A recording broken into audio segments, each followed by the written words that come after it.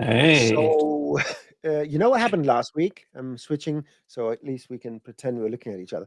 So, hello everyone.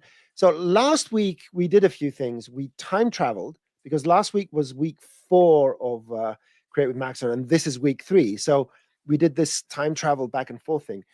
What else happened? Last week it was the beginning of spring and the end of winter, and in the meantime we had minus 12 Celsius and it snowed quite a bit. So that's a bit backwards, but that's what happens with time travel. You know, things just get totally confused. The other thing is that wibbly th- wobbly. this is supposed to be Rodolfo, but it's Ian. And also, last week I forgot Rodolfo's name right in the middle of the stream. So, you know, it's it's interesting how time travel can mess with someone's mind. Welcome everyone. Hello, Ian. Ian is going to join us today on the show because he heard that fun things are happening. Yep. Jags is in the stream. I will see you in a What's up, few days, Jack? my friend. I Oh yeah, guess. yeah, yeah. We got NAB showing up. That's going to be a Yep. fun one. Yeah, So we're if both going to be there. anybody, yeah, so if anybody doesn't know what NAB is, NAB is just really an amazing event in Vegas. Happens once a year. So definitely look that up, check it out, because that's where we're going to be. And you Ye- can corner us over at the Maxon booth, which was always fun. Plus, we like to roam around and just talk. That's what we do as trainers. We talk. We so since we don't have very specific things to do other than just help people around, we need to go and do some research on the floor, right?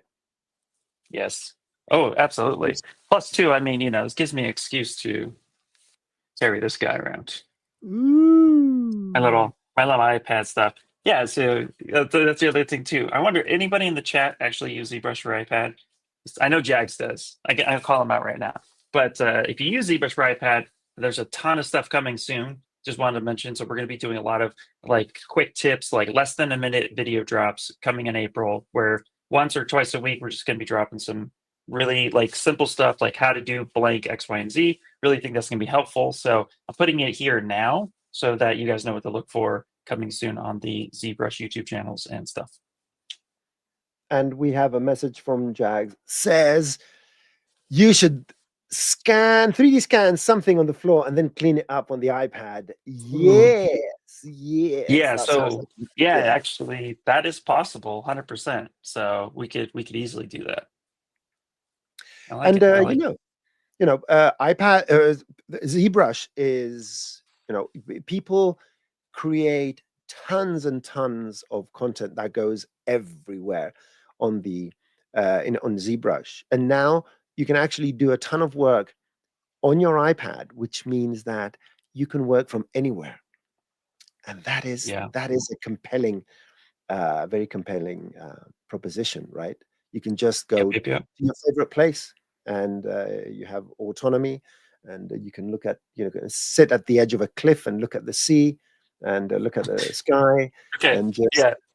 Seriously though, like seriously, it sounds funny, but like I'm glad you brought that up because I've been so like for the last I'd say year, just being tethered to a desktop has actually been kind of a feeling that just sucks. Like it's like difficult sometimes, especially when you want to go out and you want to do things or you travel a lot. Like I travel a lot for work. So because of that, it's like I want to keep sculpting, but if I'm tethered to my desktop, that makes it difficult. And carrying a bunch of clay with me and armature wire and snippers and tools, that's heavy and not going to work. So it's actually like really cool because it really does help like my creative process and stuff like that. And it's really interesting when you're doing like photogrammetry cleanup and the plane stewardess comes over and she's like, "What are you doing?"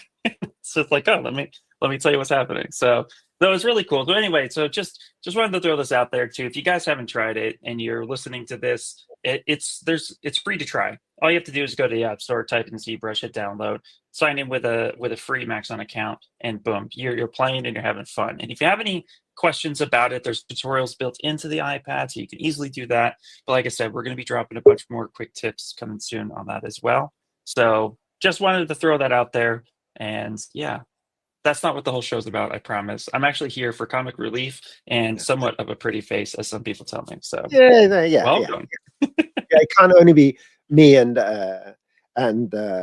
Rodolfo, we need more good-looking people, smart people. Now, if anyone's wondering why we are taking our time, it's because Rodolfo had a technical problem. And let's see. You can see Rodolfo turned into a wheel with spikes. Yep. So, OBS. yeah. Oh, there you go. There he is. Rodolfo! Hey, what's up, everyone?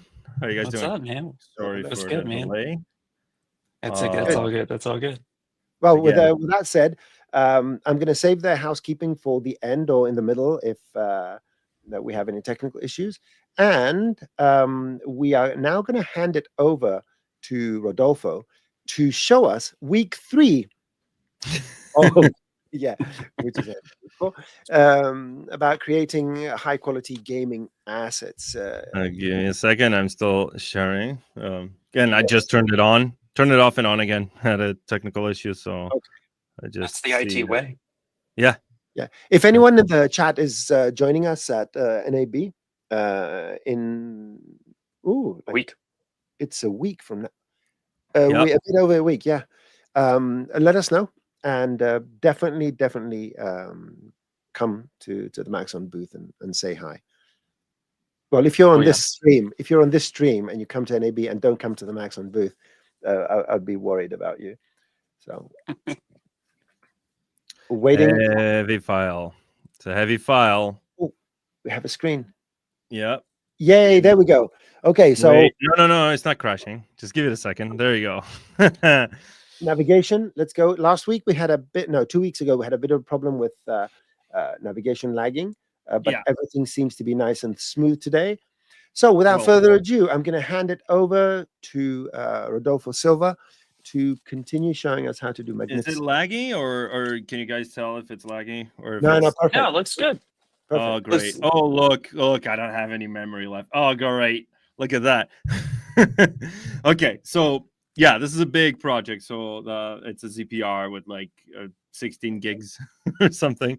So it's a big project. Doesn't really matter. So hi, everyone. I'm glad to be back. Sorry for last week's hiatus. I guess we're going to rewind a little bit and go back to creating effects assets. I would consider this effects, though. So I know that last week Noseman actually talked about how to create effects, how to create fire, how to create cloth simulation, and all of that stuff. And what I was thinking of showcasing, which was the intent was to show it before that stream, but didn't happen, was actually showcase how to create those assets that are going to be either simulated or they're going to be used in some sort of like effects pipeline, or for very niche things like foliage, like decals, like all of that. And what you're seeing on screen is actually a mesh decal. It's not a mesh decal. It's an atlas of decals, basically. So this is, again, the same idea with tileable textures, right? So you have like a plane, and then you make a bunch of details that are going to be baked down into that plane, and they're going to have transparency. I'm using polypaint for that, and I can show you how to do that from scratch. And then we're also going to go over how to do stuff like this. And here I cheated a little bit just for the sake of this presentation, which was kind of like in the nick of time. This is made like a little bit on top of the deadline, if I have to be honest. But who hasn't done that right before? So this is basically going to be used as an atlas as well, but for cloth banner simulations within Unreal, right? So within a game engine, and it's again just texture with basically three banners. And this is all like the textures that we've done. And we had and I don't know if I have it here though. Yep. Oh no, I have it here. So, and we have a fire pit, which would be, and actually was used to basically bring that into Cinema 4D, where we made a little simple fire simulation with pyro. And then we baked that into a flip book, which I know Noseman showed you guys last week how to do. So yeah, this is what I wanted to cover. And I just want to make sure that there's no initial questions. There's nothing, to get us so we can get started. Is that? There's nothing that has come up yet. Just a quick notice. If you want to post a question, please go and preface it with capitalized questions so we can distinguish it from compliments, which we do get quite a few. The other thing is that in relation to what Rodolfo just said, I did a bit of a boo-boo on my presentation with my setup, but the Ask the Trainer that I had last week, I actually showed the correct way to create the flipbook. And obviously, because Rodolfo was not around last week to watch me do my stuff in Cinema 4D, he thinks I did what I was supposed to do. So, okay, Rodolfo, you can continue. Well, sorry about that.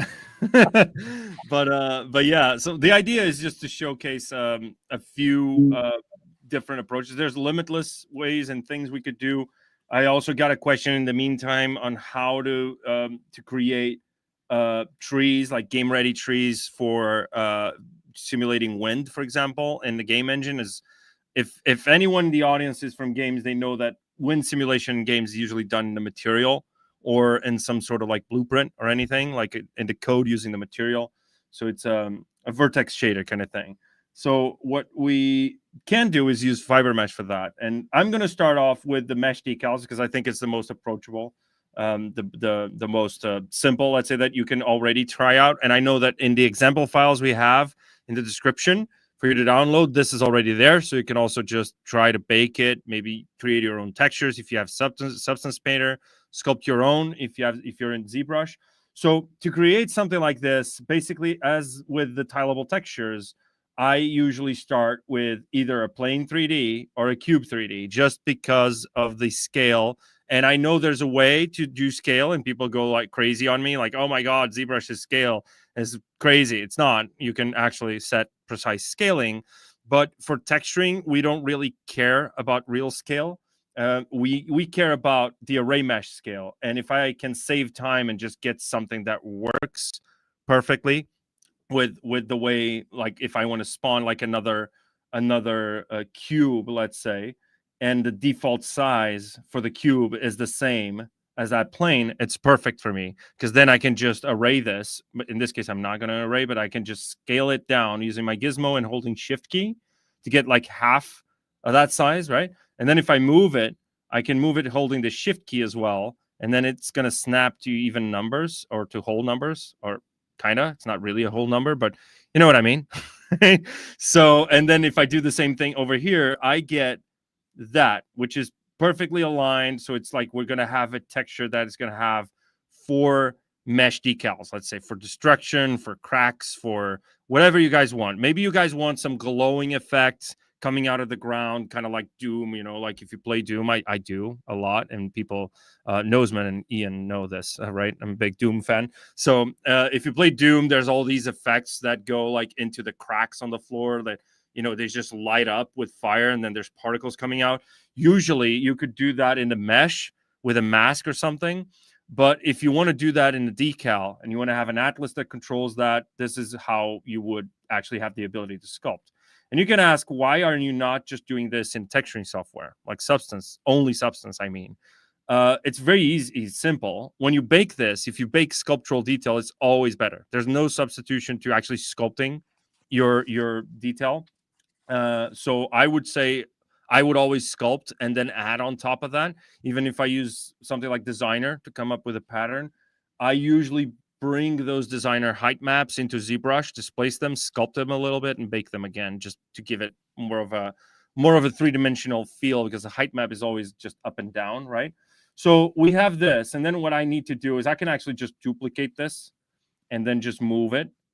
And one of the things that you've noticed from the previous one, not this one, I have a few meshes here that are not, oh, where is it? Okay, so if I turn on my poly paint, you notice that there's like this black poly paint and the rest is white, basically. So if I switch this to my skin shade, where is my skin shade? Oh, there it is, skin shade 4. This is actually pure white and pure black. This is just so we can bake that as a color ID in Substance, and then we can drive opacity and export an opacity mask into the engine directly. So we don't need to take care of that and worry about that. And I'm gonna, again, you could always do that in the Substance part of the process. But Hey, in my, Rodolfo. yeah. Too, real quick, I like how you mentioned the ID map. Sorry, I'm just going to interject. Yep. This. Hi, everybody. The other thing too is like when you're doing ID maps, there's a couple ways you could do it from ZBrush into Substance. Yep. And polypaint is definitely one of the ways I prefer. But you can also use polygroups as well. And when you export out as like an FBX, you can make sure that you change the polygroups to a material. And then when you load that into Substance Painter, you just, when it says, oh, it's looking for materials, it's going to find that. So you can either go into Substance and use materials or vertex color, Yeah. which is what polypaint is. For those of you who don't know, polypaint is vertex color. So it'll pick those two, one of those two things. So you could literally use your polygroups or your polypaint to get that into Substance. So I just wanted to call that portion out too, because that's a really popular way to do that and just makes it so much easier. Yeah, if you're doing something like, for example, let's say, again, going back to that, and I see Jags in the chat going like world position offset. That's a real thing. That's how you'd control wind with foliage and mostly trees, right? So if you're doing something like that and you want to drive, let's say you have a piece of foliage like branches or something, and you want to drive that with different directions and different frequencies, right? To get it more of like a randomized look, you'd usually have to assign a bunch of different variations of vertex color to that in order for it to shift around randomly. And then in the engine, you'd use that vertex color. You can also do that with polygroups again, because if you're doing something like fiber mesh to create something like that, and you assign polygroups to the low poly, which usually generates like a fairly low poly kind of mesh, and then you sculpt on top of that, you don't need to worry like I need to paint randomized vertex color here and there. You just randomize your polygroups and add to that, like, and just bake that into Substance and have that be exported as sort of like a wind mask or something, instead of using vertex color as well. No, exactly. And don't forget too, guys, with the sculptural approach with ZBrush, one of the benefits as well is that you can make a bunch of maps inside of ZBrush. So you can make a 32-bit displacement. And there are techniques, because ZBrush will export, like with a displacement map, you can bring that into Substance Painter. So there are techniques where we probably won't show it today, but this is something we could probably get into in a little bit, or like on another stream. But you could literally have like super fine skin pore details that are super refined. You want to bring that into Substance because you spent the time sculpting that out. So then you can go ahead and make a displacement map 32-bit, and then that turns into a TIFF file. That TIFF file may look just plain gray to you, but if you load that into Photoshop and actually adjust the levels and contrast, you could start seeing all of that detail pop, because TIFFs don't compress files like JPEGs would. So then you could then take that TIFF file, throw that into Substance Painter, and use that as a height or some sort of displacement to get those fine details that you spent the time making in ZBrush. So there's a lot of really cool workflows inside of ZBrush that you can make the maps inside and then bring it in. And vice versa, you could take these same maps from Painter, bring it into ZBrush, and turn them into sculptural details that then you can use in your process. So when you're thinking about making games and assets and maps, there's like 100 ways to do it, and there's so many cool ways to approach it. And this is just one of many. So I just wanted to verbally call this stuff out, and hopefully your brain is like mine and Rodolfo's and Nosman here, where we're like, once we start thinking, we just go off on tangents. So we're like, let's go check this thing out. Let's go, like let your brain kind of like understand that there's a lot of ways you could do it. And that could lead to some really cool, fun, experimental like creation processes. And with a game like Doom, as what Rodolfo keeps referencing, you guys got to go look up ZBrush Summit 2016 Doom. They show how that game was like 90% done in ZBrush for these exact reasons. So that's why we're here kind of exposing or demystifying that whole process with our Create with Maxon. So you can absolutely do it, guys. Like, anyway, that's enough fun of me. Sorry, didn't know it ran. Get this too.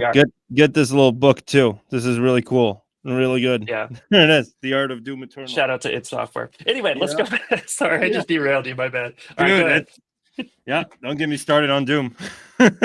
All right. So going back to this, but yeah, I agree with everything Ian just said, by the way. So no objections there. But yeah, so going back to this, what I just did was just I just Dynamesh this cube. Again, we could even maybe just scale this out, because it's always better. It's always better to give it, like I'm holding Alt, so it's scaling on every axis except that blue axis, which is Z axis. It's better to have this clip through, because we're never going to touch this edge over here, because we're going to get a plane here. That's going to be our baking plane. So we can have a little bit of a gap out there. It doesn't really matter. This is not going to be tileable in any way. It's just going to be an Atlas decal. And the same thing goes if you want to do edge decals, right? So I want to do, the first thing I want to do is actually paint a mask, and I can paint it manually. I can have an alpha. I can use alphas actually with drag rect. But in this case, I'm just going to showcase like what I mean. I could just go like this, for example, and start painting like weird, you know, like details, right? So no, of course, this is not going to go great like it did last time because I had time and I wasn't streaming. But let's say you're doing something like this, and then what I need to do, well, number one, this is a little too loose, so maybe I want to start by adding a little bit of intensity, turning on lazy mouse maybe, so I can get like more precise strokes, maybe less lazy radius. I have my lazy radius over here, so in case you don't, you have it under stroke, lazy mouse, and that's it. And you can always use the lazy snap. So in case you're doing like a precise stroke and then you let go and you're like, oh no, I need to go back to that exact spot where it ended. That's what that lazy snap is doing. So if I just touch that, you can see it's going to resume where it left off. Actually, I need the lazy snap to be a little bit more so I can see what I'm doing. So if I'm doing this and then I go like that and then I click, well, actually it's not doing it. Okay. Why is it not doing it with the lazy snap? Let me try again. Maybe it's the fall off or something, but yeah, it should work. That should work. It's not working with the masking probably because of the fall off. So if I do, or it's a very lazy mode where it's very lazy. Yeah, it's probably. So let me do it with a mouse just to be sure. Actually, the lazy radius should be bigger as well because that would influence, you know, where that little string, you know, gets attached to. So if I go like this, it's not doing it.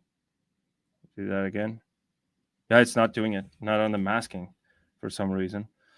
Whatever. So I'm just going to do that anyway. I'm just going to do lazy radius, set my settings over here, and I'm going to start maybe do some weird shapes and accentuating a little bit of that core, let's say, that center.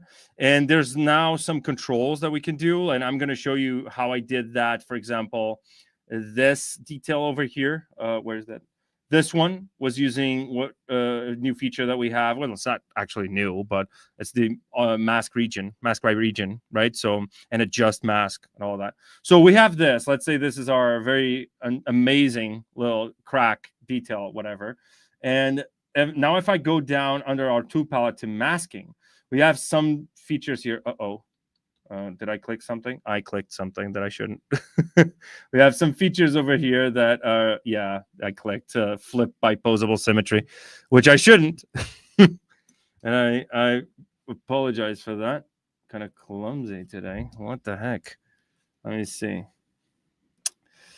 And escape is not working.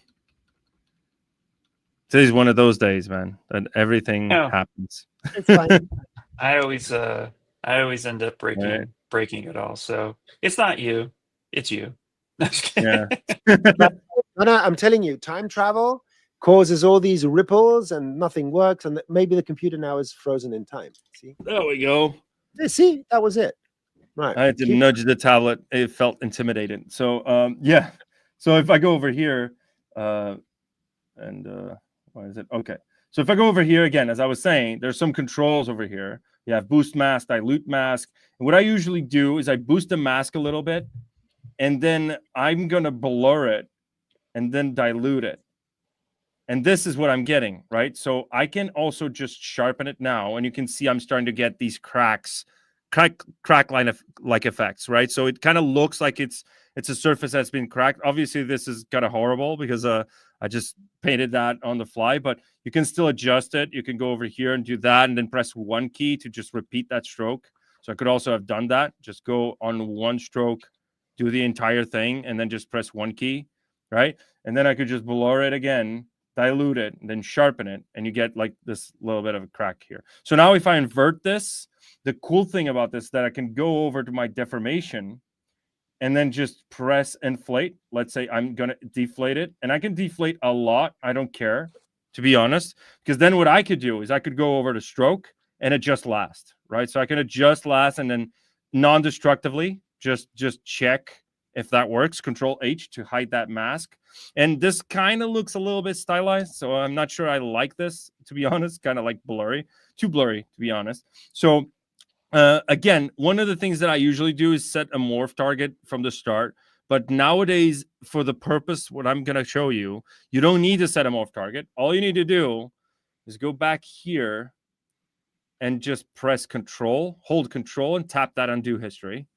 And so it is going to remember, ZBrush is going to remember that as sort of like a morph target in a sense. It's not really a morph target because a morph target relies on the point order, right? So you can't really change the geometry. And you can still change, you can use this as a morph target unless you change the topology, right? So if you change the topology, that's not going to work. But we have another brush, which is the history recall brush.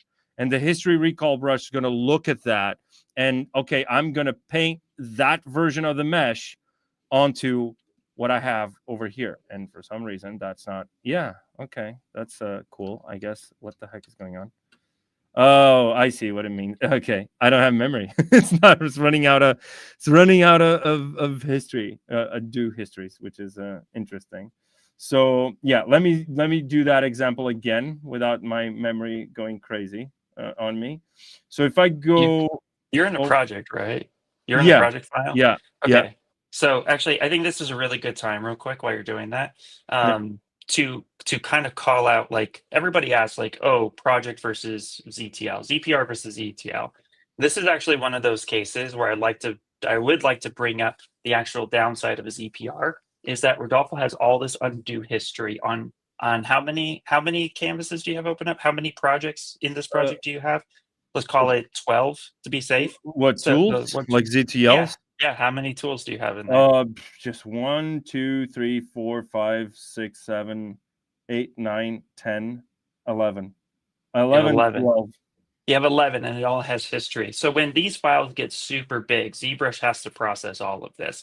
So this is one of those cases where it's like, just kind of like when he's saying, like, oh, I'm running out of memory. This is actually kind of one of the causes for it, and something as a ZBrush artist to just make note of, is that when you are noticing this, this is the time when I will actually do a do not save undo history and do a save as and start a new project, and then move forward and call this project, part 2. And then once that's saved, and then I turn ZBrush off and on again, I'd like restart the project. And then from there, then I go back to turning on save undo history. And then I just open up that one project, and that saves so much RAM and CPU usage, because that's what ZBrush is actually using. It's using your CPU and it's using your RAM. It does not use your GPU. I think there's like 2 features in ZBrush that might access the GPU. Live Booleans, Polygroup It, and Bevel Pro. That's it. So 3. But outside of that, like, it's not using a GPU, so it's literally using your physical resources. And if you're a Chrome user that has 5,600 tabs open, that also too can cause some things. So yeah, exactly, that was for you. But anyways, so these are like, as something that I've learned in my career is just learning when to troubleshoot and kind of working within the confines of the actual what the software is doing. So this is something to note. So just so that's how I would approach it. Yeah. So those controls that Ian was just referring are over here under preferences, undo history, and you have the ability to enable saving. So next time you save a ZPR, it's going to save it with undo history, or you can skip loading. This is what I usually do. I skip loading and then I just reload the ZPR. I save it and reload it, and I'm going to load it without the undo history. So if I save it, I'm not going to do it because it's going to take a while. It's a big project, because I think it's a big, because there's not a lot of undo history if you look at it. This was just a project that I imported all the ZTLs for anyway for this particular stream series, right? But basically what I mean is, if you have a big project with a lot of undo history, then you're going to go and either skip loading and then you can tweak like the reserved undo memory as well, and just in case you have more memory than ZBrush is telling you that you have, and you can reserve more memory for undo. Or you can tell it to have the max undo size in gigabytes to be bigger, right? Because the ZPR itself is big. It's like 16 gigs, right? And if you put this at like 10, then it could go even higher, way higher in terms of size, right? If you don't want that, obviously you can scroll this down and just make sure the file is smaller, or you just do the loading and saving and reloading. But for this example, again, we can just basically go over here. Let's do flat. Let's go do a workaround. So going to do a flatten with a flattened brush. Actually, not the flattened brush. Sorry, the planar brush. With a planar brush, I'm going to tap that, hold Alt, and then I'm just going to delete what I just did, basically. So it's basically leveling everything right up into the surface, and I'm going to re-Dynamesh this. And I'm going to do this over again, but in this case, what I'm going to do first is store a morph target, right? So I'm going to store a morph target. I'm not going to change the topology. I Dynameshed it once. I don't need to Dynamesh it anymore. It doesn't matter. Maybe I will, and I'll regret those words, but whatever. So let's do it again. So I'm going to start by painting, maybe just go a little kind of like that, right? So I'm going to do something like this and go a little thicker and then thinner and then a little like that, right? And then I can start just making some weird strokes like that, and then just go press one key, maybe a little smaller. And we could go crazy, like get the lazy radius to be smaller and just actually start carving in. But these are all going to disappear. So I could just start doing like some weird, I don't know what I'm doing. This is just a hairy kind of hairy crack thing, but whatever. If I do this and then I just go to my masking palette again, and I boost this mask a little bit. I usually do that. I can grow the mask as well. And when I go through, usually, let me try to sharpen it first so I can see what it's going to look like, sort of. So, okay, this is not enough. So I'm going to maybe have a bigger brush size and go like that. And then just have that be like this. And I don't need that section that looks too weird. Actually, this also looks a little bit weird. So I can just start by painting something like that, right? Whatever. So we're doing this. And then what I need to do is actually blur that mask, dilute it, and then sharpen it. And you start to get something like this. Now we can also now just connect these, right? And have those be a little bit more organic, let's say. And again, you can dilute it again, and you're going to get this kind of effect. So now if I flip this over and I can go over here to my deformation. Where's my deformation? There it is. Deformation. Control H is going to hide the mask. You can also access that here with the view mask. It's basically Control H, right? So if I hide that mask and go under inflate and do a negative inflate, I'm going to get something like this, right? And there we go.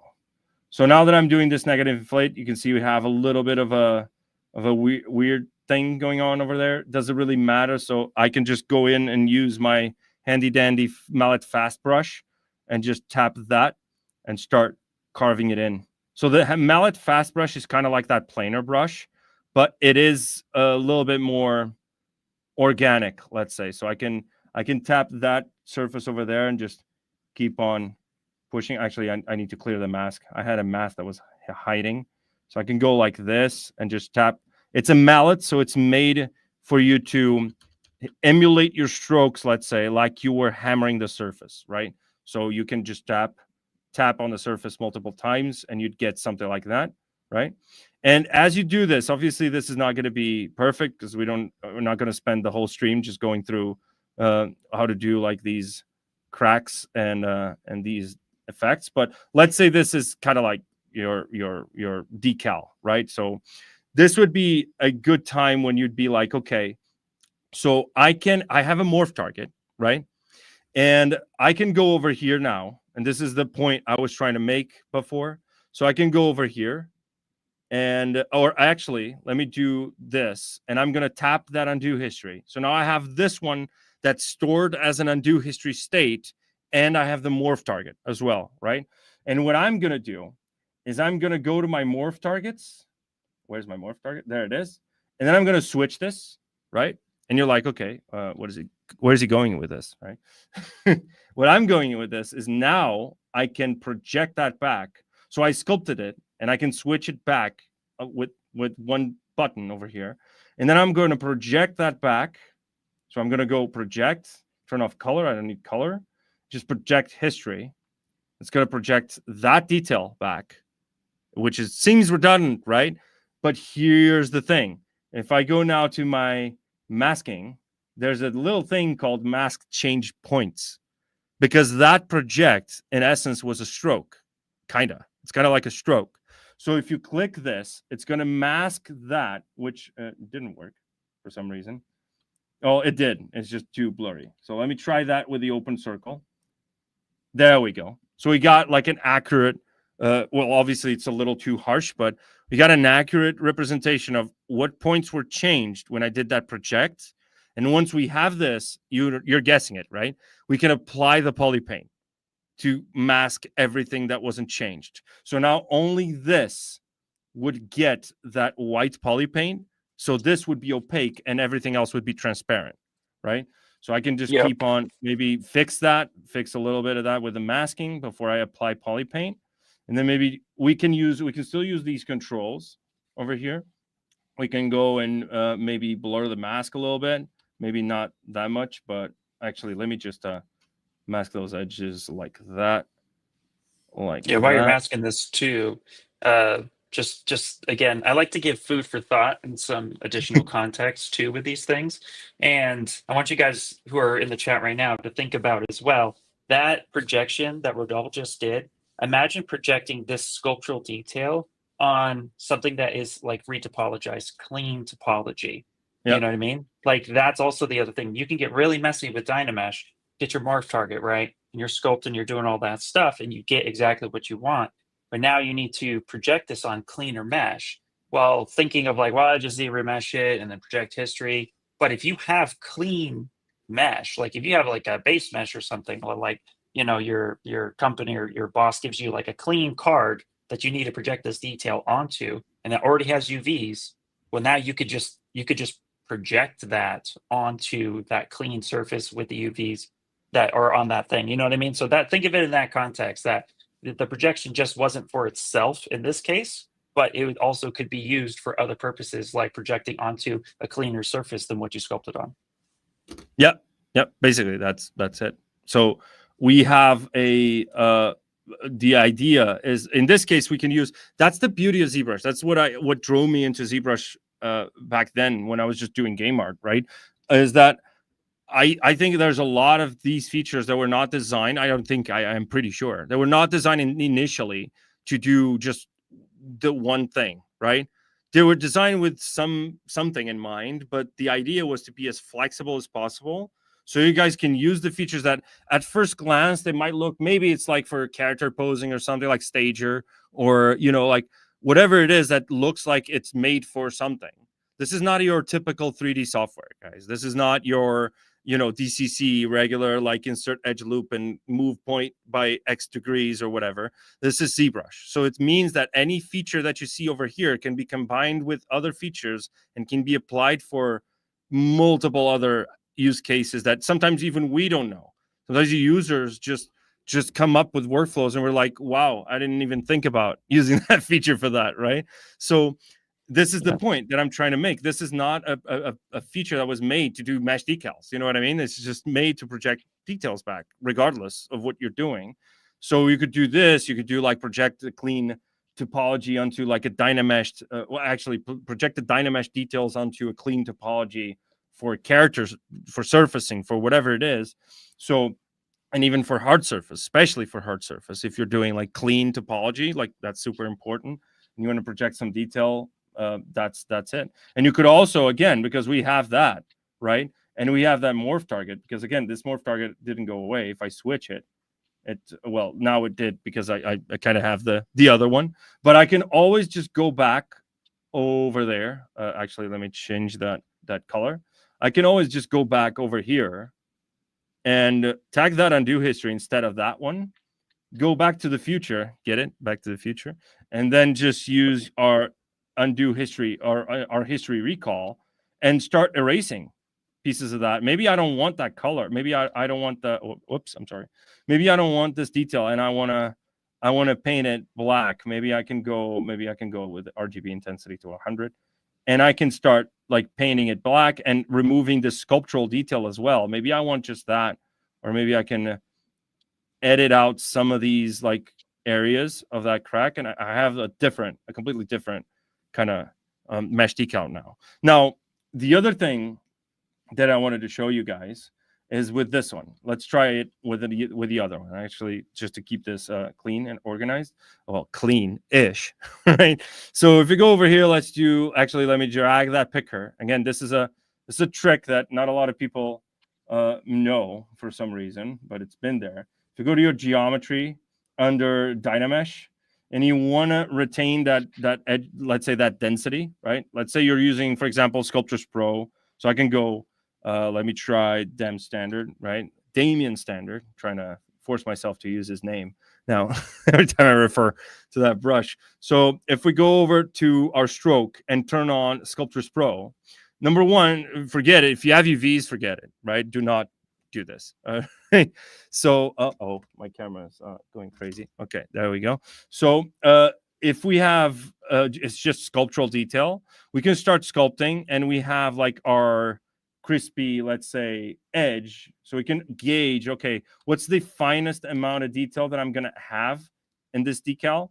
Maybe something like this, right? So my Sculptris Pro is using my brush size to tessellate based on that brush size, right? So we have like very tiny triangles. And now if I want the entire mesh to have that resolution, I can just drag that resolution slider from our Dynamesh tab over here. Basically click that picker, drag that picker, and drag it over there. And you can see the resolution slider moving around, right? You can also just drag the actual resolution slider. It's the same thing, right? So it is a picker in essence. So we can actually open up this open circle. And what the open circle is doing, because as you know, Dynamesh is kind of like a voxel projection based on the size of your mesh. So the bigger your mesh, the smaller the quads, or smaller the polygons in relation to your sculpt. And the smaller your mesh, the more resolution you're going to need. So the open circle is going to use scale independent projection. So it doesn't matter the scale of your model. It's just going to project regardless. So if I drag this over, now you can see we get, well, actually the same, because it's kind of high resolution. That is very high resolution. So, but now if we Dynamesh, we get the mesh with that resolution, which I'm not going to risk it on stream. Okay, I'm not going to risk that, but just so you guys know. So in this case, I want to drag that and check what the resolution is. Okay, 1120. So I'm going to do the same thing, because I can't drag to a different subtool. It just looks at your current subtool. So I'm going to do, how much was it? I forget. Okay, I have a fish memory. Okay, there we go. So 1120. And now let's turn off the blur down, and let's Dynamesh this, and hope it doesn't go crazy. Okay, there we go. So now we have this. And what I'm going to show you now, it's, let's say we want to paint a mask of like a gap or something, and we want to sculpt inside that gap. So maybe we have like this detail that's kind of like, maybe let's do something like this, and then it goes like maybe like that, like radiating from that point, let's say. Or maybe actually this is not a good point, so let's do something like this, for example, and then like that. So let's say you're doing like a character effect or something for like a League of Legends kind of game, right? And you want the floor, there's like a sprite that appears on the floor when like a character like the Hulk or something just smacks the ground, right? And there's like this decal that appears with a mesh. So you want to start doing that, right? So let's start like connecting this and connect everything basically like that. And then maybe do like a little bit of a crack here, maybe do like this. I don't know. I'm not looking at reference or anything. I'm just going and doing like this spider web kind of like thing, something like this. And then we get like maybe an irregular shape over there, and then sort of like a grid kind of pattern over here. So like just do a little bit of variation. So we get something like this, and there we go, right? So if we have something like this, number one, what you're going to need to do in order to use what I'm about to show you is make sure that your mask is 100% opaque. This is number one, right? So what we can do is go to our masking sub palette and then just boost our mask a little bit, right? To make sure that this is actually completely like boosted, right? And now we can dilute it a little bit more. Maybe we dilute it and then boost it again. Actually, let me dilute it and sharpen it. So now you can see there's some gaps over here. So we're gonna have to do maybe go like, well, it's done. It's 100% intensity. So we could do this, maybe do that, maybe go a little crazy, and just filling in that gap, and make sure that you can press one key just to make sure it's actually opaque. Because this is kind of the same concept as like polygroup it, right? You have to make sure that that it's a one value there, right? So it could work, but we can, just to be sure, right? Because it's been enough accidents today on this stream. So let me just make sure that this is exactly 100% opaque. So I'm just designing a pattern, and you could bring in an alpha as well, or spotlight projection, anything you want, and then just start painting on this. So, but for my case example, what I want to do is I want to go and mask region. And to mask region, if I click auto regions, it's going to mask everything that's connected that has a border, let's say. It's going to mask everything. But let's say I want to mask some of them and not every single one of these patterns, right? So maybe I want this to show, or maybe I want this one to show, but I don't want that one. So what I can do is I can analyze the region. And now ZBrush has looked at those borders, and I can just, okay, I want this to be filled, fill region. So I'm tapping with my masking button. I can tap a little bit and make like a little circle, and then fill region. And ZBrush is going to know which region do you want to fill in, right? So I can still do this. I can still keep painting my mask, going like crazy like this. And then as I'm doing this, I have to analyze the region again, and then just tap this, fill region, or maybe that one, and fill region, right? So maybe I want this one as well, fill region. And now if I invert that, we get something that looks kind of like this, right? So we can have, for example, now do the same workflow. We can go to our masking, just do a little bit of a blur, and then dilute it. Whoops, dilute it and sharpen that mask. It's actually looking kind of horrible, but whatever. And then as we inflate this, we go to deformation, inflate negative, and now we can start sculpting, right? So we can actually blur this out.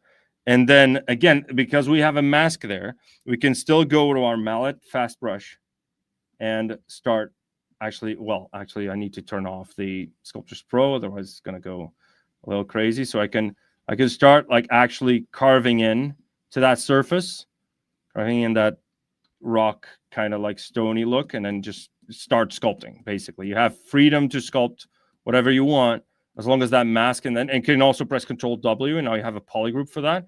So you can mask it on the fly. If for some reason you unmask it, then you can just use your gizmo, Control tap that, and it's the same mask, right? So that is kind of like the workflow that I use to sculpt these that you see over here. And I'm not going to elaborate on that, otherwise we just keep like that one is the same workflow. This was the same workflow, right, that you saw before. I decided to then just mask that portion, otherwise this would get, it would be weird. It would look weird in Substance, so I just masked to do the poly paint. Basically, I just did a poly paint around and a few areas in there. So this engine, if I put this decal on top of like an existing tileable texture, in these black islands that you see over here, that tileable texture would show through, right? And everything else, you'd see this sculpted detail, and here you'd see the tileable texture, right? So it breaks up the repetition a little bit. And yeah, this is what I usually do for like mesh decal workflows. Is there any questions particularly to this? Hey, Margarita. No real questions. Yeah, no questions have come in, which is good. Yeah. Yeah. Okay. We get a lot of love our way by Violet.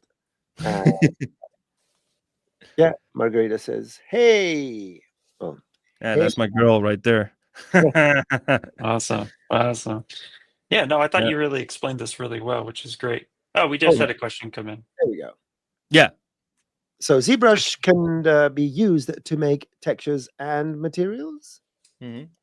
Yes, absolutely. I'll take that while Rodolfo's taking a sip. Yes, absolutely. And that's actually one of the main points of this stream, is that, you can get a lot of information with sculptural details, and the workflow going into Substance Painter, the whole baking process is to capture those sculptural details. So all the hard work you put in to making something, refining it, and making it look organic and natural and different, now you can bring that in, and then you bake those details in. So yeah, absolutely. And again, ZBrush can also make its own maps. It can make its own displacement, its height map, its vertex map. And you can bring those into Substance Painter and then refine on top of it. So absolutely, you can use ZBrush to get these textures and materials built. So yeah. Yep. Well, that's the answer. I was gonna showcase the Substance. I just hope it doesn't lag then after I open up Substance again. Let's see. And I'm pretty sure that this is gonna work. Let's see. Okay, so if I open this up, You could do Famous this you could do this really cool habit that I started trying recently, which is you shut down one program and then you open another when you're Man, live streaming. I can't do that, man. It's just against my nature. I have to have like this Unreal, like everything open, basically. So yeah, this is kind of like the sort of like the final look. It's not really the final look. I don't really like this texture, but the idea was you can have that. You can also have like a RGB kind of like masking workflow. So you have like that is going to be exported as its own, let's say, set of textures, like the masking, together with maybe ambient occlusion, maybe some roughness as well. It would be packed together with the opacity. And then in the engine, you'd get what we showed in the first stream, right? What if you're, okay, there's a question coming in. What if you're making a hilt on a weapon? Getting cloth weaving patterns seems like you need to push your mesh into super high poly counts to get that kind of detail with things like with surface noise. So so to just answer the question, and Rodolfo, I'll let you kind of harp on that a little bit more, but it doesn't matter. That's the easiest way to say it. Like that's the whole point. Is that yes, you do need high poly counts to capture that detail inside of ZBrush. But once you're going into the baking process of things, as long as the mesh, the low version mesh, has enough geometry to support the silhouette and shape of the high poly, then the baking process is going to be effective. In fact, this is not a foolproof way of doing this, but this is what I do, and it hasn't failed me yet, so knock on wood. But typically, a lot of game companies today are actually using subdivision level 1 as their low poly and subdivision level whatever 7 as their high poly. If you can bake from, if you can ZBrush or retopo, you get your subdivision level 1, and then you subdivide up, and then you bake the highs. And if you get a clean bake inside of ZBrush, or projection rather, inside of ZBrush of that high detail onto that new subdivided mesh, then it's gonna bake really well in Painter. Like it's almost foolproof. I never say it's 100% because that's just not true, but it's almost foolproof. And also too, don't forget Painter has cage adjustments. So when you go into Painter, when you're going to set your baking range, you have a back end and a front end where you can adjust that cage and how it's going to look at that detail. So the thing you want to really be careful on when you're talking about a weapon, like like what you're talking about, like on a hilt where you got cloth wrapping around it, anytime you have colliding geometry or your normals aren't facing correctly or your UVs aren't clean, that's when you're going to start seeing baking problems, and that's going to come into trying to figure out what and where is going to happen. And this usually happens with characters around the eyes, in the teeth sometimes, or in your case, cloth around a hilt. If it's too close, you're not giving it enough room to actually capture that detail, that's when you'll come into some problems. So that's why I always say, if you can get the high poly and bake it onto your new clean mesh, and it transfers over well, it should bake well, but then you have that cage adjustment to also help with that. So, again, when you're creating textures, all that sculptural detail can be captured in a way that then a game engine can read it. And that's the whole point of the Substance Painter ZBrush workflow. Rodolfo, you want to add to that?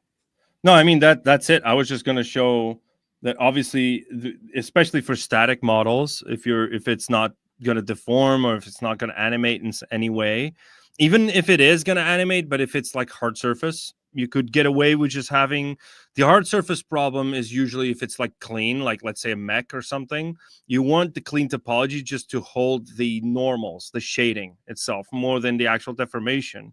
Because deformation is if it's not deforming, it doesn't really matter as long as it supports the silhouette, right? And you have to take into account the LODs, right? So if you're doing LODs, those LODs need to support the silhouette. And that's where something like Decimation Master would come into play, or something like, well, actually Decimation Master would be perfect for that if you're doing the LODs, especially like the ones in the further they are from the camera. Like, let's say you're doing like a tree, and then the tree is going to be seen like from miles away. And the last LOD is usually a billboard, which is just two planes like that, like crossing each other with a render of the tree. But they're so far away that you're never going to notice that, right?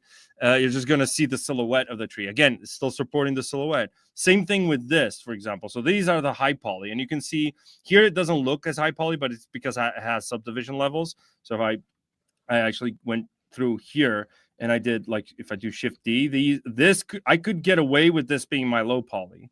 Obviously, we have a few loops here that we could remove even, but maybe subdivision level 2. Well, obviously this is kind of like a weird thing, but we want to support that. If we want to get that particular thing on our LOD level 0, which is the closest to the camera, obviously you'd need to tweak this, right? You need to go in and do a little bit of manual retopoing, maybe slide this edge using ZModeler onto like that gap, and then just, do a little bit of a bevel on that edge, and then insert an edge loop, and it snaps, right? And make sure you project that and snapping to the surface. So that is something that we covered, I think, on the first stream that we did, which is like retopology techniques and all that. You can watch that. It's on YouTube. It's going to be there, and it's going to be there for the foreseeable future. Forever and ever. Yeah. Right. So, but basically that is the gist of it. If it's not deforming, all you care about is this right over here. It's this silhouette, right? The thumbnail. So, for example, I have visibility sets, so I can export the low poly in one go, and I can export the high poly in one go, especially if I have multiple assets in the same ZTL, right? So this is my high poly, and this is my low poly. So you can see, well, actually you can't see, but you can see like from the front, look at that. This is what you need to worry about, right? So if I do this and switch, or actually let me do this and go to solo mode, and I want to have both of those. And now I want to go and switch back and forth. You see that? That is what you need to worry about. That shift in form. Obviously, if those gaps are the only problem that I see over here. Most of everything else it's the same. You can see here it's the same. There it's almost the same, but I mean it's fine for baking.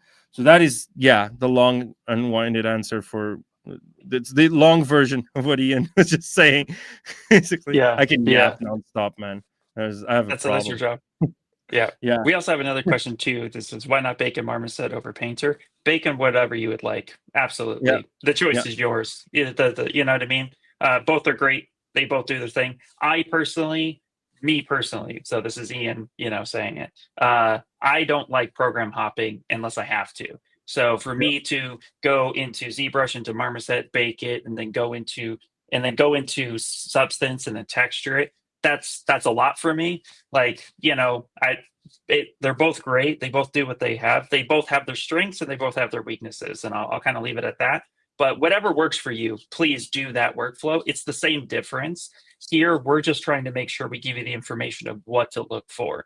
And silhouette is king with anything you do, in not even just games. In like every industry, you're going to be creating a 3D asset. Silhouette is always king. It's always going to support the thing that you're trying to make. If you guys want to really understand like how important silhouette is, go back to the 90s and play Who's That Pokemon? And you're done. There you go. That's the whole, that whole game was built on that theory. And it was just a quick spot in a TV show for, you know what I mean? So if you could play Who's That Pokemon, you are good to go. That is the understanding of what we're trying to explain. So yeah, absolutely. I like marmoset. You could bake in that as well. So it's totally good. Who's that Pokemon? Who's that Pokemon over there? Exactly. And just go document. Go to document, just do that. Actually, where's the there we go. Who is that Pokemon? Now I don't even need the thumbnail. There we go. Yeah, exactly. Yeah. Like that. Oh my Every God, his charts are according to grandma. Yeah. No, but yeah, here again, we're just trying to give the important information. How you choose to do that. That's the beauty of being an artist. Pick any medium you like and just go with it. Great question, by the way. Yeah. Good question. So basically what I was going to showcase is actually pretty related to this, like the low poly, high poly, was how did I come up with, basically, as you can see over here, I have this fire pit, and this fire pit has like a single coal over there, which is weird, but this is because you are going to spawn some of these coals maybe outside of this. And then you have sort of like this coal pit, in a sense, like this is going to be where it's going to be lighting up, right, the scene. And if we have fire, obviously this wouldn't make sense, but it's still what I did because, you know, why not? Who cares? But basically what I did was a high poly of this. And how did I do this, right? So you're saying, okay, I have this with UVs and I have a high poly and a low poly for that, and you can see that over there, and they're both decimated. Who really cares? It's organic, it's going to be small, nobody's going to see that. So my low poly is actually too high, to be honest, for the size of what it is, right? It's like 250, no, it's actually 300 polygons just for this small little coal. But I was going to show you how do you create these meshes that then you can export and use those as sort of like a driving force for your collision, for your simulation, right? So let me just go over, let's see if I can duplicate a few of these. So let me just clone another tool. There we go. Clone that. So I'm going crazy with these tools. Okay, where's that? Where did I clone it to? Oh, Jesus. Uh-oh. Uh-oh, I was in the coal, and the coal is small. There it is. Okay, coal low. So I have the coal. And what I'm going to show you is, first of all, I want to create a IMM brush. This is number one, right? I want to create an IMM with all my coals. In this case, I think I only did one coal. But let's imagine that this is my base, and I'm going to start sculpting on this. So why is the coal disappearing? Okay, there it is. So I'm going to Dynamesh this. I don't really care. And again, to showcase what Ian was just talking about regarding our sculpting and projecting tools as well. So let's say I have this, and then I'm going to start, you know, sculpting something, going a little bit crazy on this, and just, you know, maybe big shapes, because this is a small object, so it's not going to have like that minute detail. We can go like that, maybe run a clay polish afterwards. Let's just go and then do a clay polish. So let's imagine I'm just sculpting this from scratch, which I'm not, but let's pretend. Let's play a little pretend over here. Today's the pretend day, because, you know, I mean, you're doing pretty good already. I mean, you just changed the shape of that real fast. Yeah, so just changing that, and then you can also just do some deformers. Go over here, just do, I don't know, like let's do a bend arc. Let's do a crazy one. Let's do like woohoo, like that, right? And then from here we can actually just go in and do another deformer and just do a clip. Where's the clip? Oh, clip. Where's the clip? Oh, Jesus. Was it slice flat? What? Flatten. That's not clip. I call it clip, but it's flattened. So I can just do that. And there's a different shape for coal, and I'll re-Dynamesh. And Yeah, give it a second. There we go. Just give it a second. And then just start shaping up a different type of shape, whatever. Just imagine you're just sculpting it from scratch, from a sphere, whatever you'd like. And now I'm going to run a clay polish. I just like to run a clay polish with this. It can be standard, doesn't really matter. So re-Dynamesh that again to close the holes if there's any holes. I'm going to raise that sharpness. I'm going to go a little stylized, and the softness as well. Maybe that sharpness too much. Just run that wild. polish. Yeah, so it goes a little. You see that? That little faceting over there? That's perfect. That's perfect. And I can smooth that out. And there we go. Okay, so let's imagine this is my thing. What the heck is going on? Okay, re-Dynamesh that. There we go. So we have this, right? And let's say this is our coal, which is like, look at that. It looks like a tooth, like a dinosaur tooth or something. So if we have this, and we want to have an IMM brush with both a high poly and a low poly, just in case we want to bake a single coal, and just in case you want to have meshes for, like, let's say Noseman to run a simulation on top of, because I know Noseman is dying for that. But let's say you want to shoot that to like your real-time VFX artist to do some fire, some whatever. So what we want to do, and this is something I do all the time, so let's do Control tap that undo history again, Control Shift, and I'm gonna just slice curve and just slice it in half. And okay, I need to turn on my polygroups and turn off my lines over there. And you can see you have a polygroup right down the middle, right? And it doesn't need to be perfect. We're just going to run some Z-remesher and some UV master over here, doing some magic. So we're going to go Z-remesher, same, keep groups. I don't want to smooth them too much. I usually smooth them like 0.1 and run a same first, and then no adaptive size, turn it off. Actually, don't need that. And I think we're good to go. So let's Z-remesh that. And let's hope it doesn't take too long because, you know, we're running over already over our time.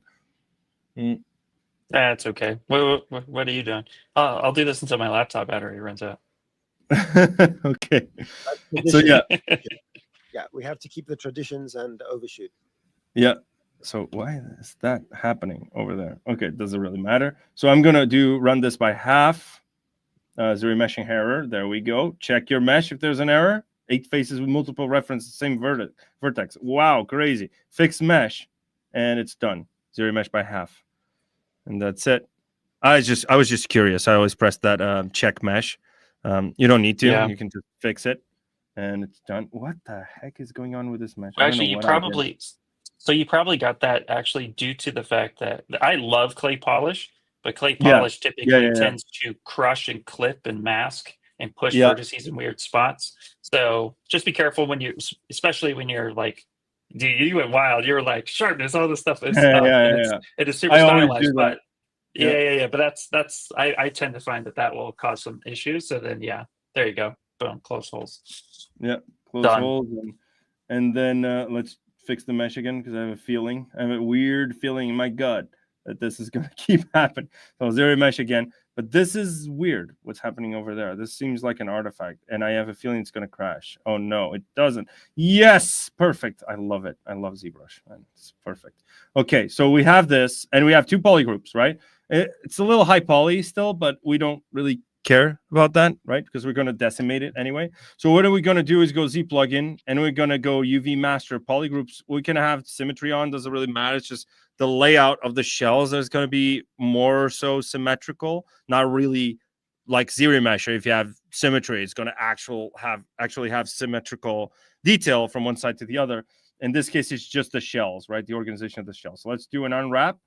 And since we don't have subdivisions yet, you can work on a clone as well. We have 3. This is weird. Why do we have 3? I think you had another island somewhere. Potentially. Uh-oh. I knew it. I know the signs, man. I know the signs. Did you see the sign? Did it open up your eyes? I did. I saw spirit. I saw spirit going through my document, and I knew this was gonna happen, man. I saw that weirdness on the geometry, and I'm like, there it is. So let's open it up again. Yeah, it happens, man. It happens, dude. I talk about this all the time, man. Like everything crashes. There's not a program that doesn't exist that it hasn't crashed or broken. But they pay me the big bucks to do that, man.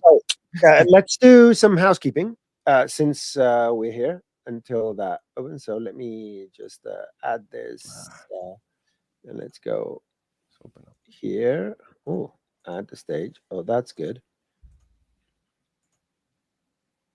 Yes. Oh, okay. Chat. You guys are amazing. I'm glad you all caught that. Thank you so much. That's it. My job's done. I'm good. I can go home. Here you go. Yeah. But hey, Dragon Ball Super is not 90s. That's 2000. No, but it's an extension of Dragon Ball. Just saying, man. Just saying. Yeah. Just I'm still representing. Just saying. Exactly. Sorry. God, you are on fire, man. Everybody here. So my screen is not adding. My screen is not adding. Oh. So yeah, I can't add it to the stage. So what if I stop mine? Can you add it? Makes well, sorry, I was clicking it. Yeah. But that shouldn't happen. I should be able to. Yeah. It's that day, the time travel thing. I'm telling you, there's something there. Whenever we change the weeks around, weird things happen. Yeah. Okay. So very quickly, I'm going to post a little link for everyone over here in the chat. And if you click on that link, it's going to take you to this page over here where we have some other links. One is the Maxon events.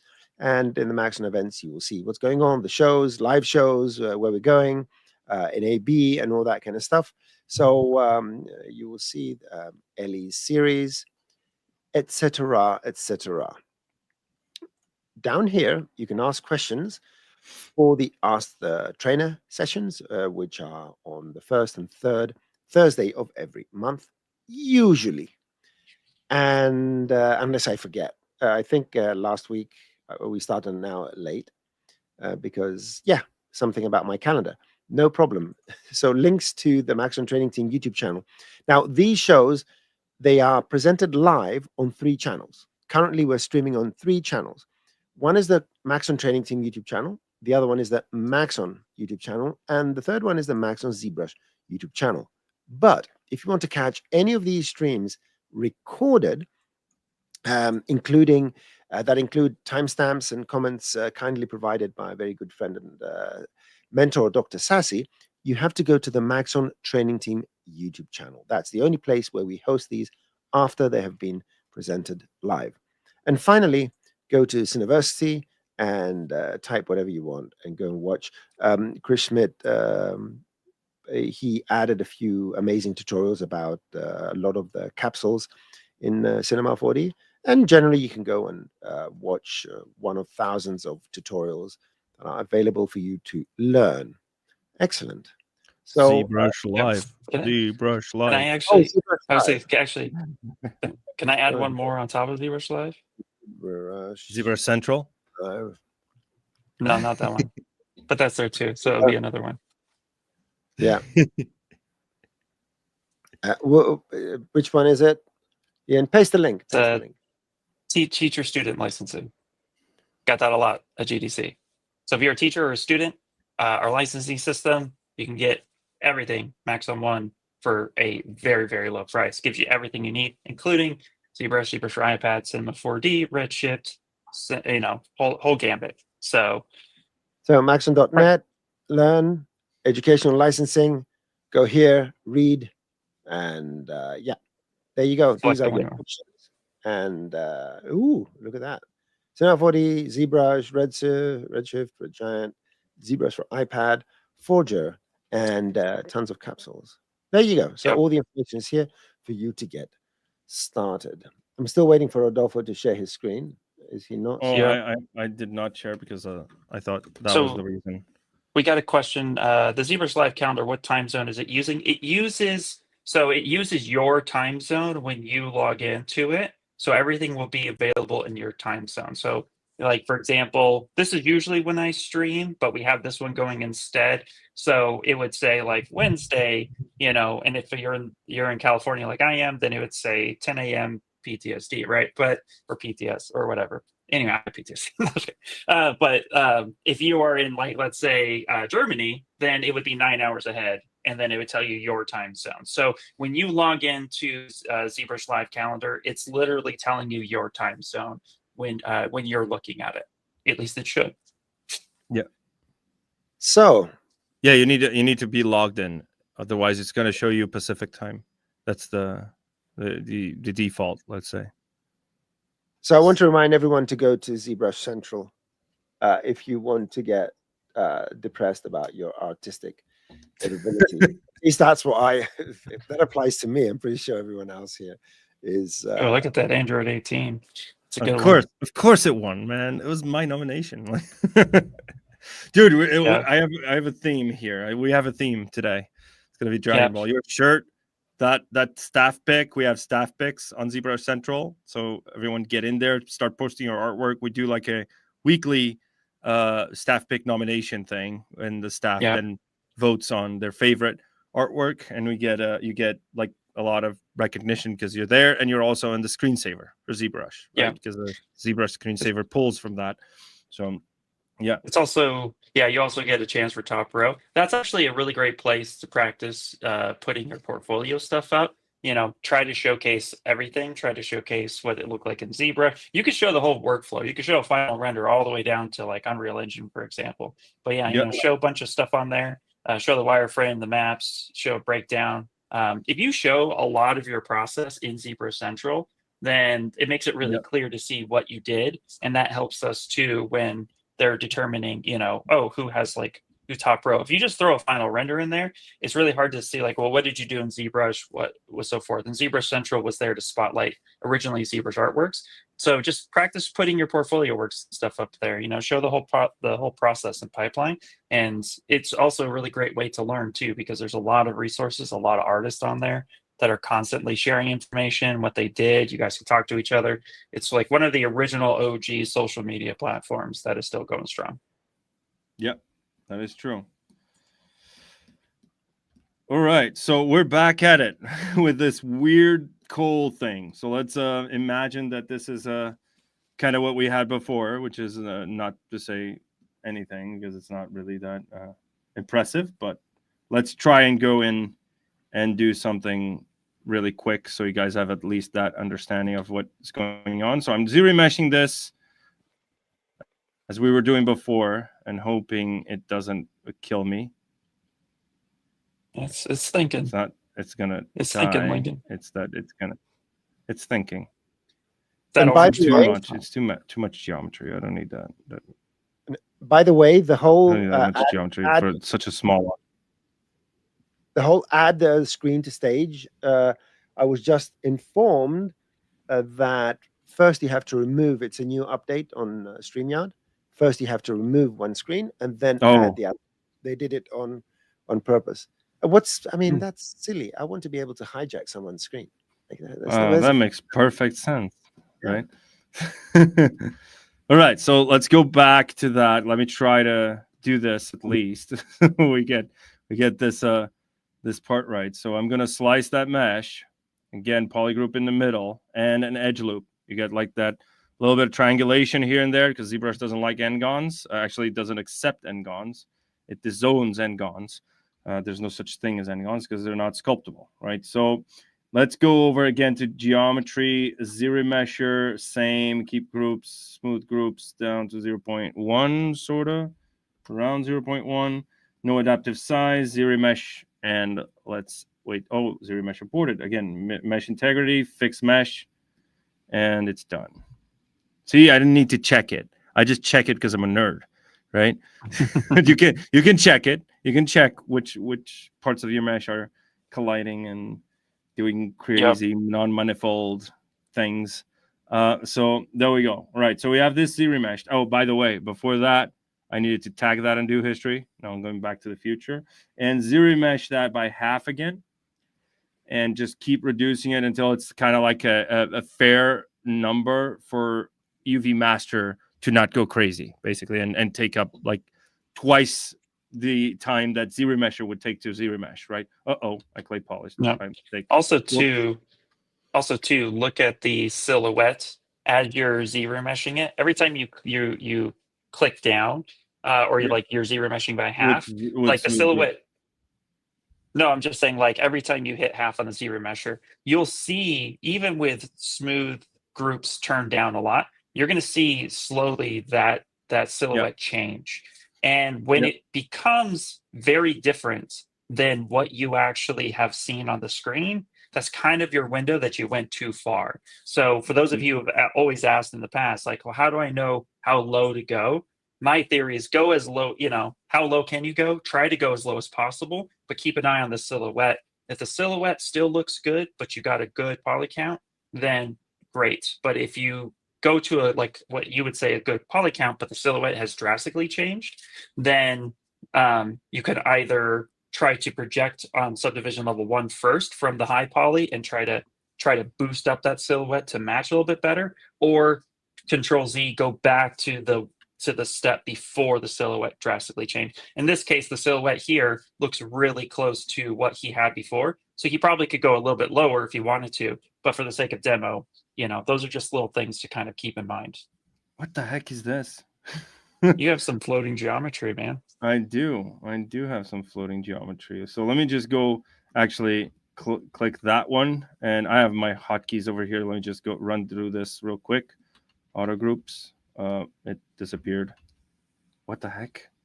What is going on today? I have no clue what's going on.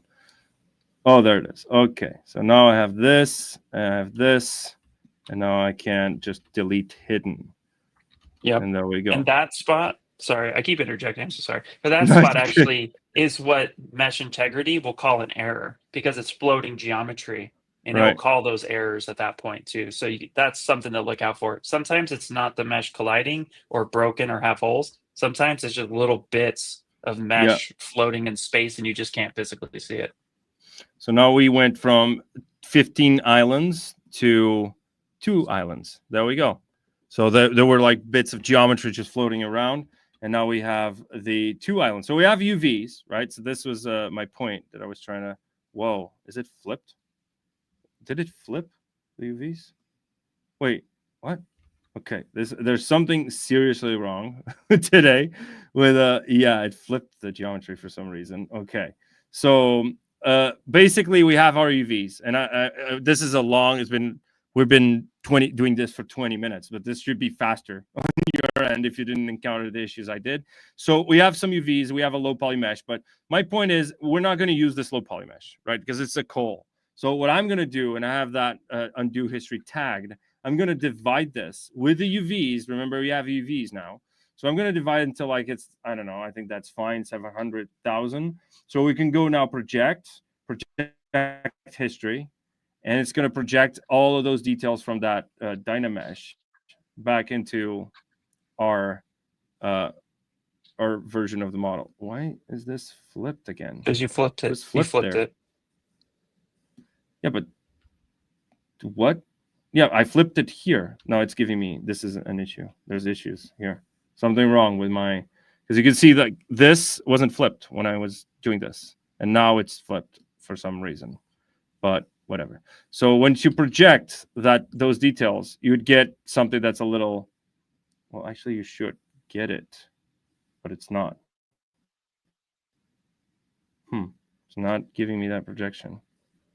Because it's flipped. Because it's flipped. It's flipped. Try flipping it on this point. Can you flip it, or does it break? Yeah, it breaks. So if I flip it now, it's just going to go woohoo, crazy. Let me go back to my undo. Yeah, so let's do that over here. So you can see like it's flipped. Actually, let me do this. Let me divide this here. Whoops. And then project with it flipped. There we go. And now I'm going to flip it. Yep. There we go. Oh, no. What's going on? Jesus. Yeah. I have no clue what's going on. Jesus. Okay. Well, this is always fun. I love these. Again. I love these because this is what a lot of people come across. And so it's kind of nice, actually. Yeah. I take these as learning moments. It's kind of nice when you see us struggling for a little bit. Honestly, what I would do here is I go back to the original undo history where you had it. And then from here, I would go ahead and just flip it. And then I would duplicate the actual geometry onto, I would like duplicate it and see if that helps start a new one instead of going on the same subtool, because the subtool for some reason has some issues. So that's something that I've tried to do, because corruption can happen sometimes. And this looks like it's corruption at this point. Yeah. It's so funny. Okay, let me just try delete lower. There you go. And fix that mesh. Okay, let's try this. Let's go try this again. Oh, there we go.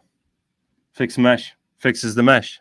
What do you fix mesh usually fixes the mesh. So just click fix mesh and it's done. Okay, so we have this, all right, but this is flipped, so it's not going to project properly. But let's imagine we have detail.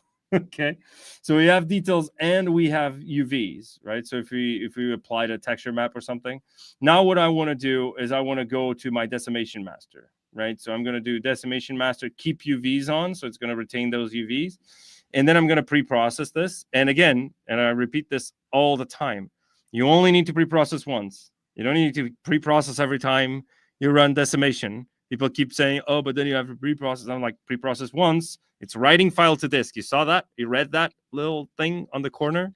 It's saying it's writing a cache to disk. So the only thing you can't do is change the subtool name, because it's going to look for that on the cached file. So then once we have this, I can type in, let's say I want 1K in terms of polygons, decimate current, and there we go. So this is perfect. Actually, I could have like our low poly could be high poly, I'm sorry, it could be like 5,000. I think that's fine. You can see it's still looking at that mesh because it's cached already. You don't need to go and pre-process again. So let's do this. This is going to be our high poly, so I'm going to duplicate that one, and our low poly could be something like 1K, right? So again, 1K. This is our low poly, so I'm going to duplicate that. And if I turn off that visibility, I'm going to rename this to coal high. Actually, this is coal low. So I'm going to go coal low. And not only can you now bake this thing as its own thing, as its own model, let's say, you can have this on your IMM brush, right? So you can have this on a brush. So now, of course, to create an IMM brush, you need to have like the viewpoint of what you want to, the orientation of what you want to spawn. So if I capture the IMM like this, it's going to draw like this based on an angle. So if I start drawing it like that, based on the normal of where I'm drawing, it's going to draw it like this, right? Like looking at it from this angle. So if I go over here to my brush palette, click insert, create multiple, insert multi-mesh. I don't want that one. Actually, that created the entire subtool list. So I'm going to go to my brush palette, and under create, I can just delete mesh, right? I have to have that mesh that I want to delete selected. So now I can just spawn that. Oh, wow, it is flipped. Look at that. It is flipped. Okay, it doesn't matter. Let's just do, I could flip this and then create another one. Let's see. Because then if it's flipped, it's going to be an issue. So let me just append this one after it's flipped. There we go. I'll flip it back again. And if I do that, there we go. Perfect. But this is flipped and that is flipped. That's great. Okay, so now that we have this, let's try and do the base. Oh, everything is flipped. What the heck? This is Say turn it off and on again. yeah, I would say turn it off and on again too. This is interesting to say the least. What the heck is going on? Okay, so I might need to turn it off and on again, and this is going to go on for a while. I'm assuming this is all fine. Flip it. Yeah, it's going to give me that craziness over there. Okay, I'm turning it off and on again. Let me just save this just in case. It's a quick save file. Probably it's corrupted. That's probably the reason. And it has been great to just try to fix this for 3 minutes and without success. Great stuff. Let's see. So I'm saving this, and I'm only using that tool. I'm not even. It's just it's a single tool. So let me just try and close that and open it again. There we go.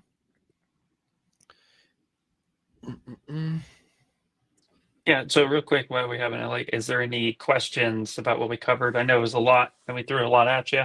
But if you guys have any questions, please feel free to push those there. But yeah, There's no questions. We're coming up to the bottom of the hour of overrunning. So, Rodolfo, Hour of overrun. are you back there? Are you? I am. You good? I am. There you go. I am back. Let me see if it works. If it doesn't work, I'm not sure. Let's see. Sometimes just turn it off and on again. It might work. Let's see. There we go. See? Turn it off and on again. Or get out of the room. Get out of the room and get in again. Yeah. Maybe that's exactly. Or say I'm going to buy a new computer, and then the machine all of a sudden starts working. Gets jealous or something, and then it starts working. So, okay. So we have this, right? And we have our IMM over here. Where is it? There we go. And you can see it's flipped. So we can actually now confidently flip this and make sure it's not crazy. So let's do solo mode and let me flip it. This is basically under display properties. I'm just using my hotkey in my custom menu. It's under display properties flip. So I'm going to flip all of these. And now I'm going to go over here and create. Actually, let me just snap that view. Right? It's important. Snap that view. And I'm going to go in and go to brush. Actually, I could just do this over here. Go to brush palette, create instant multi-mesh. I don't want that one though. So I'm going to go, brush. Oh, Jesus. What is going on with me today? Oh my God. Let's, okay, there we go. So I'm going to create and delete that mesh. And now once we have this, what I'm going to do is what I did for that coal pit is I'm going to use Nanomesh to create that assortment of coals, right? So we could just have a plane over here, right? So I'm going to go in, and what I usually do is I just duplicate this model. Actually, it has subdivision, so it's not really a good idea. So I'm going to insert a plane 3D over here, and then I'm going to sort of put it like over there in the middle, rotate it 90 degrees, scale it down. And I actually prefer to do it like this with this plane because I can control the spans. So I'm going to go put it like that. It doesn't really matter where because we can change this on the fly. This is a fair amount of spans. I can actually just scale that up a little bit. And okay, and we have this. So now what we have is an insert mesh brush, and I'm going to create a nano mesh brush from this. And you can see it's a Z modeler brush, basically. So it's going to spawn that coal wherever I draw it, and then create a polygroup ID for each one of those coals. So what I want to do is actually go into our coal high and spacebar, because it's a Z modeler brush, right? So you hold spacebar for your targets and all that. And I want to target all polygons. And I'm just going to draw that. Doesn't matter the size or anything. And we have this. And now if I go over here to our Nanomesh menu, we can start playing around. This is sort of the same thing that I did on week 2 for the tileable textures with the bricks, right? The brick wall, which is using Nanomesh. So this is something I do all the time. So let's do size 1 for now. And let's do fit, actually. And so it's irrelevant, that's size 1. And then we can start by playing around with rotation. We can start playing around with maybe some variation to that rotation. Maybe some rotation over there as well. I don't know. Just go crazy with the rotations. The rotations are irrelevant because they're going to clip between each other. It doesn't matter. So I'm going to do like some rotation like that. And now what I want to do is I want to tile this maybe like two times on H and V. I'm going to go 2 by 2. And now I can change that pattern. I can just go, maybe I want the pattern to be, I don't know, maybe checker odd, something like that. And then I can add like a random seed or random distribution, which is basically what I did.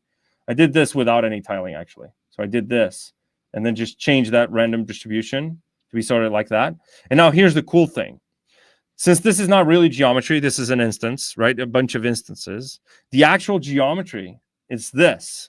So what this means that we can sculpt the shape of the pile of the coals, right? So we can start by going with our move brush and just start moving that around. And you can see it doesn't even distort the shape of that mesh. Well, it does because it's set to fit.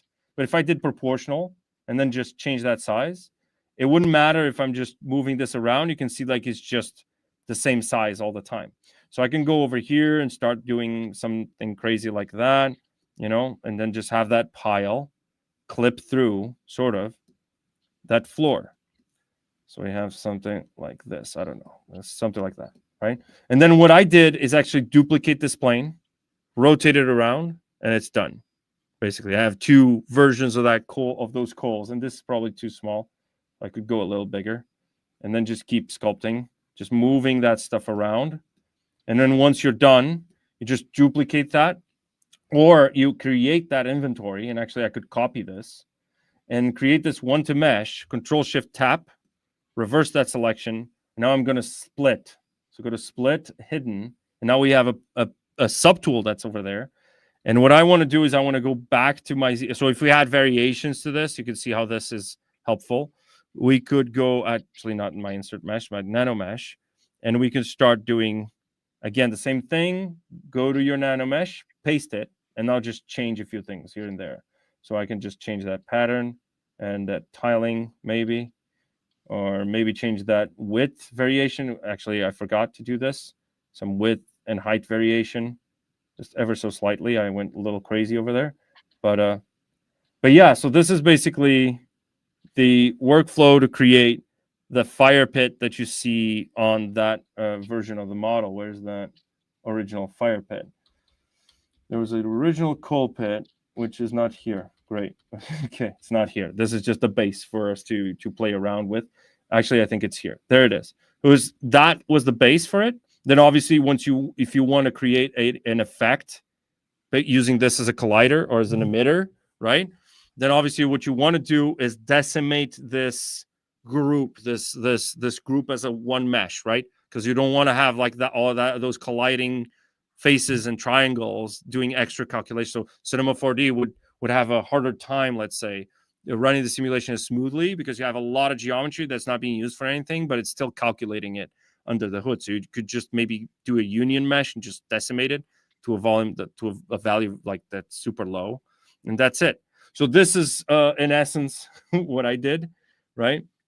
And you could also use some Patrick 4D, good old Patrick 4D techniques, like he does for like the chips, right? For the cookie dough and then the chips.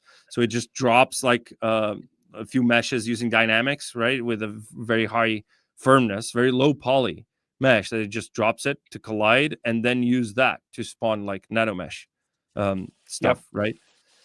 So And yeah, what's really cool about Nanomesh, besides all of that, is the fact that let's say you get it all set up and you're ready to hit one to mesh, but then your boss is like, I need you to change the way the rock looks. You can actually edit the mesh. While it's still projected, you can go to edit mesh, and then it will bring up the actual one thing that is being projected, and then you can re-sculpt or you can change that one thing. And then when you go back to undo or to when you uncheck edit mesh, then from there, all that changes that you made sculpturally will occur on the nanomesh as well. So it gives you some freedom in order to make changes where necessary. so if we do like something like this, so we click edit mesh, just tweak that. Let's actually do something very drastic so we can see it. So do that, right? Let's do something really, really drastic. So it's kind of like one of those primitive weapons from like the Paleolithic era. Just click edit mesh again, and there it is. Right, it is done. You just can't tell because they're kind of like squashed because of the whole like length and width thing.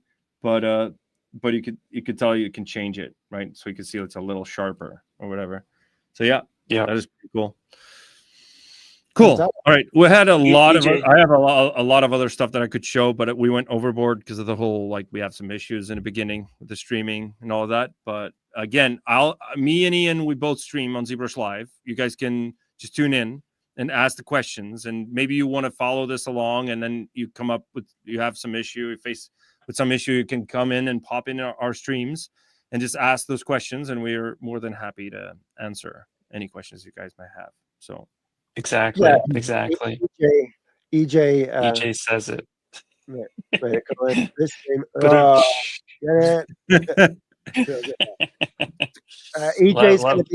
EJ's gonna be at NAB as well. So we're gonna have a nice little crew going on there, trying to get a tan. I'm Greek. I tan. I pity you, white folk. Yeah, I love my tans. So Rodolfo, once again, all the stuff you showed was absolutely amazing. Even those freezes were amazing. That's how cool stuff is. So this concludes the series, right? I think so. Unfortunately, we had so much more stuff that we could show, basically, right? Yeah, there's so much more stuff that you guys can just by trying out the features and the tools. It's limitless, right? So just go ahead and install it and try it out if you haven't ever touched any of these programs, regardless of where you're coming from, right? If you're a Cinema 4D user, never touched ZBrush, just install ZBrush. If you're a ZBrush user and you want to do some effects and stuff, and just install Cinema and try it out. That's Rodolfo. Yeah. Actually, I have a wild idea. Do you want to hear a wild idea? I know it just popped in my head, but I thought it'd be really cool. Sure. I think you and I should do a collab stream where we make a mini level and we show the process. Oh, okay. Like, you want to do it? We'll probably like May, June-ish. We'll figure out a time. but like we'll Yeah. like make a mini level and we'll use all the techniques we talked about. Because what I Yeah. like about this is like, yeah, we're showcasing the steps and how we did something, but I think if we just like pumped out a few hours and just did like a mini level, but showed the whole process, because a lot of this is rinse and repeat. And I think the more people see it would be really cool. So Yep. that's my idea. I'm going to throw it to you. If you want to do it, chat, what do you say? What do you think, chat? Let's hear the chat. And by the way, this is what I'm. But before that, working on. I agree, Ian. I am on board with that. Just so Okay, you know. cool. I'm just showing. This is what I've been working on. So now you see it. Now you don't. Yeah, that was Yeah. cool, dude. That was cool. Bubble text. Bubble text. Bubble Nice, anything. nice. Yeah. All right, looks like Bubble looks like the tea. chat's in favor, so we're gonna do it. It's gonna be awesome. Wait, there's That's oh fantastic. what? Oh, okay. My comments froze on my end. That's why I wasn't seeing anything on the chat. Yeah, that would be cool. By the way, I don't know if you noticed, I shifted my cam view to my Majin Buu after you went with the whole like Dragon Ball thing, and I'm like, I did. dude, I appreciated it. I appreciated it. But I really appreciate the chat just letting me interject whenever, like, you know, just like Ian's talking again. That happens. But welcome to my world. I just have a lot to say. I appreciate everybody. So thank you guys for tuning in. This was super awesome. I really appreciate being here, and especially for the last one on the third time of the last timeline. So very cool. Appreciate you. Yeah. Thank you both for hanging out with us and Create with Maxon. And we're going to have more of these shows. I want to thank everyone for participating in these last 4 weeks. It was a lot of fun. And yeah, join us next week for some interesting Ask the Trainers? ? No, I need to press the buttons. Where's the button? It always happens at the end. I forgot which buttons I need to press. But in any case, there's going to be a QR code as well. If you want to hit it, just hit it. Take care, everyone. Bye-bye. Right. Bye, everyone. Bye. Cheers.